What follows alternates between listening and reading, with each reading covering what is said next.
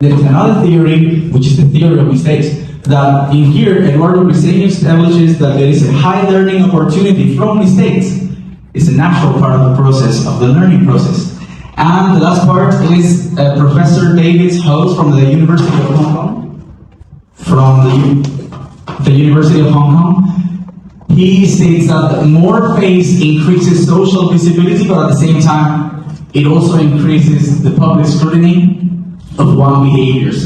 Namely, people are going to be more open to scandals if their behaviors are not adequate. So now, let me get back to my problem.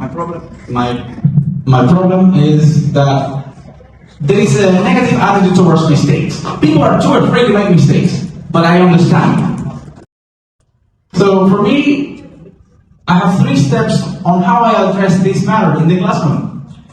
Number 1 is, as a teacher, number 1 and number 3 are addressed to all of us, teachers.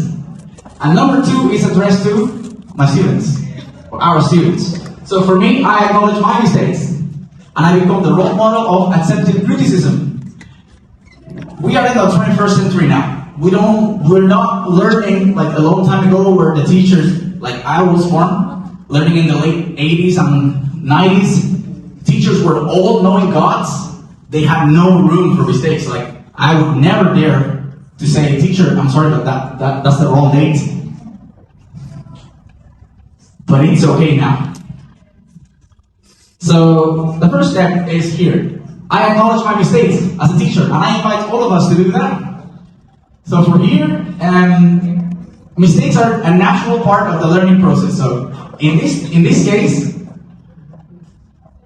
for teachers, it could be, this is how I deal with it. So, for teachers, it could be very beneficial to open yourself and tell the students, oh wow, he's the teacher and he can make mistakes too. Well, then it's okay for me as well. For example, number 1, some mistakes I make. I write the wrong date. I have too much in my head. The objective of the lesson. I'm trying to see what's the input I'm going to use. And then the students, teacher, it's the 6th, not the 5th. Oh. Long ago, students would never dare say that to a teacher. I know I wouldn't. But nowadays, it's okay. At least I make it okay with my students. So, number 2, giving out the wrong page number. How many in this room did that before? And misspelling a word. We're not machines. We're not machines. We're human beings and we make mistakes, and it's okay to acknowledge that we do. And let the students see that we do. The takeaway from this is that we show good response when being corrected by our students, and then we become the role model of accepting criticism. We're not like, what are you saying? I'm the teacher. Be quiet. No. That's old school approach. This portion of our presentation, is okay to make mistakes, is address the students. In this case, well, as teachers, we are trained to make the room a safe place for students to make mistakes and without being criticized or without being ridiculed. How do we enforce these points? Well, I give supporting response to wrong answers. For example, just try this one. Thank you. Thank you. For example, my student says the wrong answer. Maybe long ago in the 80s, in the 90s, the teacher got wrong, or the classmates, oh, that's not correct. But we moved on. So now I make it safe for the kids to express their thoughts. At least I invite all of you to do the same. After this, that will be number 1. Number 2 is obviously rooting out bullying and mockery, and that all comes down to the school policies, to your educational group's policy.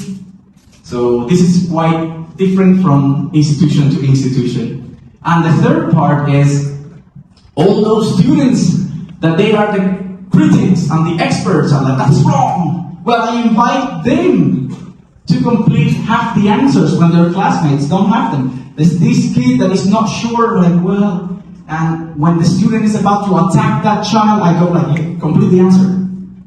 And instead of criticizing, it becomes collaborative learning.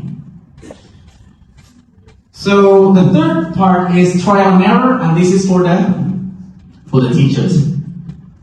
How much can we anticipate before we enter the class? We write our lesson plans. Can we anticipate everything? Good luck with that. No, we can't.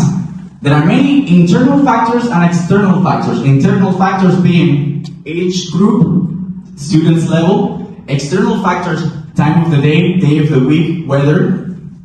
So, all of these factors will ultimately determine our success rate. How do I deal with this? Well, I vary my teaching approach based on the students' needs. And I want to stop here really quickly. I don't have much time to say. So, really quickly, for example, the students, you know Gardner's multiple intelligences theory. Maybe you have 5 students that they are very good at drawing, visual learners. But you try to include an activity that has drawing for the kids, but maybe the next class has the logical thinkers. You ask them to draw, they hate you, for example. So we need to constantly adapt, and here we vary the input and we reflect on what we do. What didn't go well, we adapt it, we change it, and be open to change it. So we have to be flexible with our teaching and always assess that the way we deliver is meeting the lesson's objective. And this is my humble opinion, by the way. For conclusions, I have 2 conclusions. So, number 1, a more accepting attitude towards mistake is currently needed in elementary education. I'm a guest in this country. I do not plan to change 2,000 years of cultural heritage of the element of faith in Vietnamese society. Losing faith, saving faith. This is the way the country is. I do not come here to tell you, hey, that's not correct, change it. No. I'm here as a guest. I'm telling you what I have found. Okay? So, the second conclusion is that more research should be conducted to educate both parents and students about cognitive growth, especially parents. Conduct a more shepherd, like Professor Barkley in Mississippi University says, we are shepherds, parents and teachers. We're not engineers. We don't make the kids improve their academic achievements. We cannot engineer that. We just guide them. And for recommendations, maybe schools should hold more workshops with experts on parenting, and teachers should be willing to get out of their comfort zone and try and fail and grow. And when I say getting out of our comfort zone, this is me getting out of my comfort zone. I'm teaching a fairy tale about Rapunzel, the princess. Well, I'm telling you the external factors. It's after lunch, it's after nap. The students are sleepy. How do I introduce a beginning of a lesson that is about reading when the students are so drowsy? Well, this is how.